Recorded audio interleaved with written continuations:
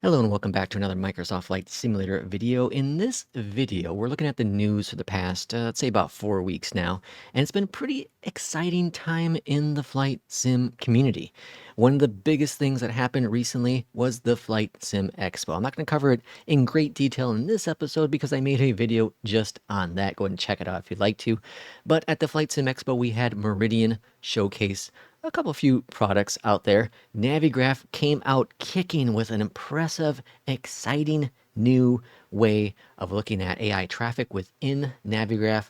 Also, one thing that's really cool about it is that you'll be able to see your taxi path within Navigraph. I'm super excited about this.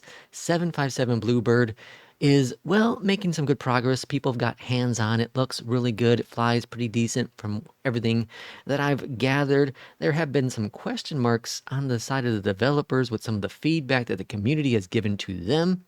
We'll see how that all plays out. The A220, one of my favorite aircrafts, coming out to Flight Sim, hopefully sometime this year, is looking to make some pretty good progress. They had some showcase of that as well as some new videos that have come out showcasing the plane as well. It looks really good. The sounds are making some progress. The flight model has some work to be done, but it looks pretty good. Moza has showcased some of their hardware as well, and that is looking really good. And looking forward to seeing more of these hardware companies coming in. Winwing, of course, stole the show pretty much out of the gate with some really cool hardware. It is amazing to see Winwing come out there, have affordable stuff that's high quality and amazing support behind it. And of course, in Minneapolis will be the headquarters of Flight Sim Expo 2026. iFly, the 737 MAX, finally came to Flight Sim 2024 in an experimental build. For the most part, the plane functions. There are some minor tweaks here and there that they have to do on their end as Asobo continues to work on the SDK for Flight Sim 2024, but I've done many flights with it and it holds up extremely well. I'm so excited to have that here in Flight Sim 2024. Next Level Racing has released a Flight Sim cockpit, shockingly priced at $1,000, or I should say nearly $1,000. They do make very high quality stuff. I'm not gonna lie about that, but this is a crazy price tag to put on something that really doesn't add a major impact to your flight simming. $1,000, way out of reach for me. Majestic Dash 8, people are have been requesting for a Dash 8 for a very long time, and it is on the verge of coming to Flight Sim 2020 and 2024. People are looking really forward to this plane. The early stuff is looking pretty decent, but we've also seen things in the past from companies, not from Majestic, but from other companies, that have had some question marks with some of the stuff that they've showcased, but actually had shown for launch. So we're going to see. I'm not going to get my hopes up too much on this plane.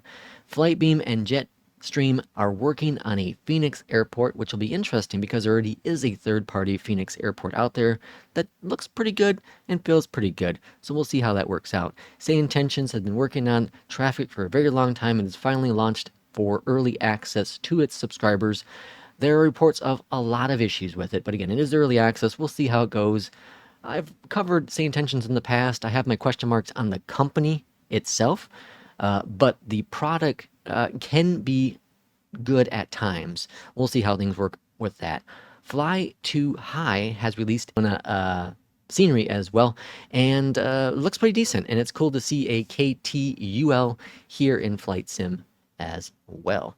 The A350 has officially landed on the Xbox, which it's been a while since it was released, and we know that AnyBuilds had a lot of question marks behind the 350 when it first launched. There were optimization issues. There were all kinds of concerns with performance, along with just bug-ridden product. The question mark now is when it's launching here on the Xbox, if the 350 is going to be a good plane to use.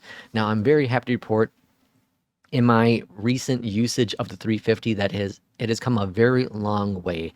The optimizations work they have done is really well. I didn't really run into any major bugs, And overall, it's performing quite well. So I'm impressed where it is. I still say it's on the high side of the pricing for a plane that took several months to finally get to a stable release.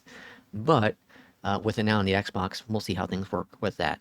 BeyondATC, which is a fan favorite, especially here on this channel, they've been very quiet behind the scenes, and they recently have an announcement of things that they're working out behind those scenes. And they said, even though we're quiet, doesn't mean we're not working on the product. And that is very true. So they did say that they had the poll that came out. GXX was the #1 thing out of that poll for them to work on. They did work on it. It's launched. It's early access, or I should say it's for the supporter people right now who are using it. And it's working pretty decent. I did a couple test flights with it, and it works really well. For the most part, I'm not a big GSX user, but for those who do use GSX and BeyondATC, it's reported to be pretty good. They continue to add features to it slowly but surely. One of the other things that were in that poll, or was on that poll, was CPDLC. And if you don't know what CPDLC is, it's a way to get your clearance from ATC without actually talking to them. So instead of saying, hello, whatever, Minneapolis clearance, this is whatever, ready for IFR clearance and blah, blah, blah, you can simply request the CPDLC to ATC, and they will send you a text-based response saying you are cleared with this information. So it's really cool. And it's cool to see BeyondATC is working on that. They have the clearance part pretty much worked on, they said, and they are working on the other stages, which means you could potentially use CPDLC features in the sky, which is like requesting clearance, to go higher, to go lower in altitude, etc. So these are all things that will be coming down the road when it comes to BeyondATC. Very cool to see this. One of the features I really loved about SayIntentions was that CPDLC has been in there for a very long time. I'm super excited to see it with BeyondATC, which, it's weird to say that because a lot of people, including myself, got ATC, AI ATC, so that you can quote unquote talk to ATC. Well, now we're kind of reversing that course, and now I don't want to talk to ATC. I want to get clearance from ATC. So a weird thing, but really cool either way to see it in BeyondATC soon. Traffic overhaul is another big thing. One of the things that I've been seeing on Reddit and Facebook, just social media platforms in general, is that BeyondATC, a lot of people have complained about it taking a step back with its traffic and with its vectors and whatnot. And I personally, I've seen it happen on more occasions recently than I had in the past. Nothing where it's breaking the immersion 100%, but there are some issues sometimes with traffic not exiting a runway, or traffic sitting at hold short, but nothing ever happens.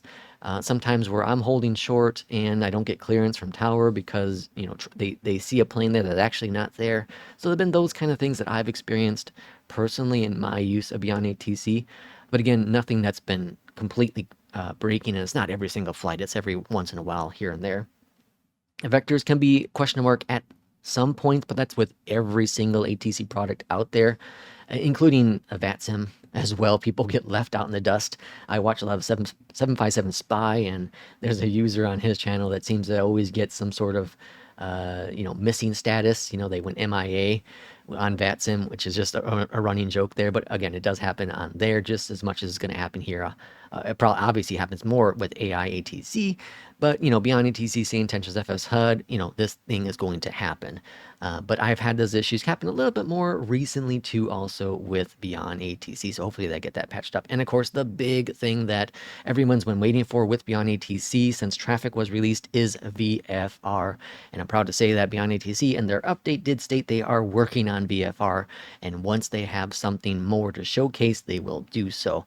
So it's really exciting to see that that is coming, and it will probably be coming by the end of this year, which will make a lot of people happy and maybe get a lot of people to come on over to BeyondATC, leaving FS HUD and maybe leaving SayIntentions as well. So very interesting. That's news I have for you for the last couple weeks with flight sim related. Give me some comments down below what you are looking forward to in future news and what you're most excited about that has been released or announced. We'll see you for the next one. As always, thank you and take care.